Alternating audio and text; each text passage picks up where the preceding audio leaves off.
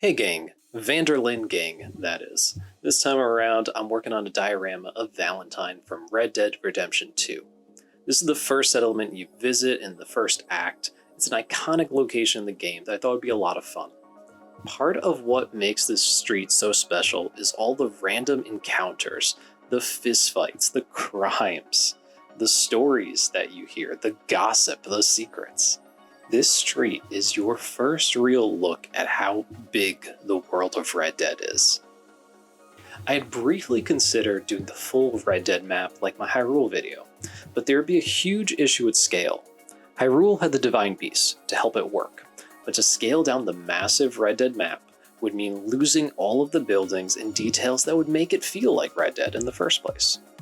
After scouring the internet for buildings that resembled Valentine, I decided to make my own instead.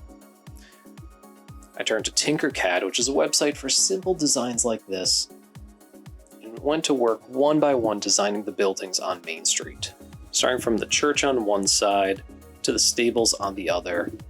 In the middle, the hotel, the gunsmith, the general store, the saloon, the bank, all of those places and all of the secrets that they hold inside. Started with a test print and then another one, improving the elements until I was happy with the building. In an abundance of overconfidence, I printed a whole street from there, or at least I tried to. That print failed miserably. The next step was to misdiagnose why it failed miserably and try again. This failed too though, and after an hour of troubleshooting, my printer was now working properly, and I slowly, carefully printed the buildings one by one after my important lesson in not rushing through things. Taking a note from one of the best crafters on YouTube, north of the border, I rolled out some brown clay to act as the base.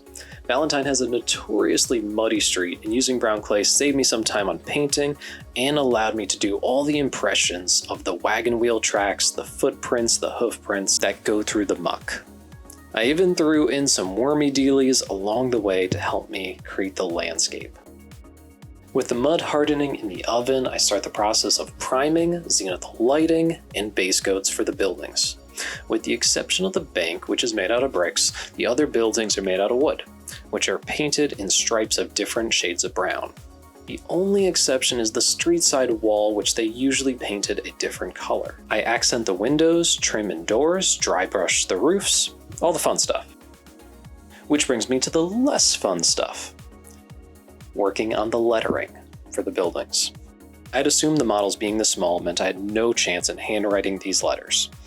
Turns out I was wrong, but at the beginning of the process, I started by printing out the signs, gluing them to the buildings, and blending in the paint so that everything was properly colored. Then, when I was dissatisfied with how that looked, I ended up going back over it, painting the letters slowly, carefully, and with the tiniest brush that I had.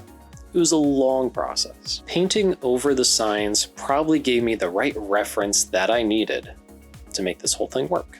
For someone whose penmanship is normally terrible in my day-to-day life, I'd call this result passably acceptable.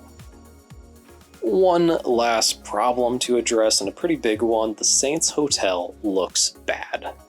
The way I printed it with the windows and doors just didn't come out the way I wanted it to. And while painting it, I couldn't turn away from those mistakes.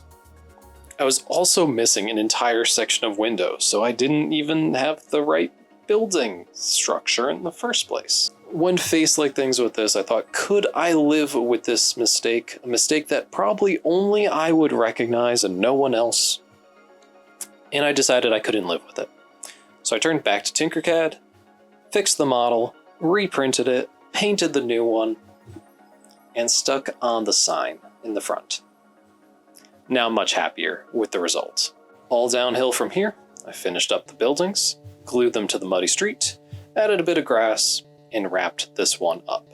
Check out the result.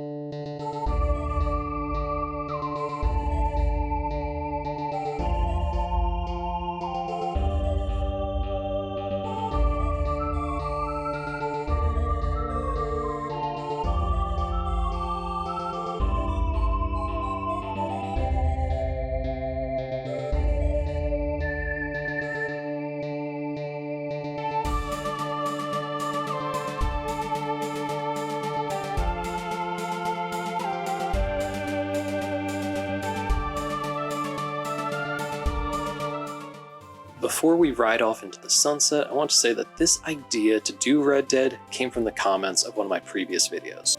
I saw quite a few requests for it, and as a game that I love, I've jumped on this one immediately. So shout out to you guys, and keep the good ideas coming. I look forward to making more awesome projects. Until then, keep your honor high and your horse well fed and brushed. Take care.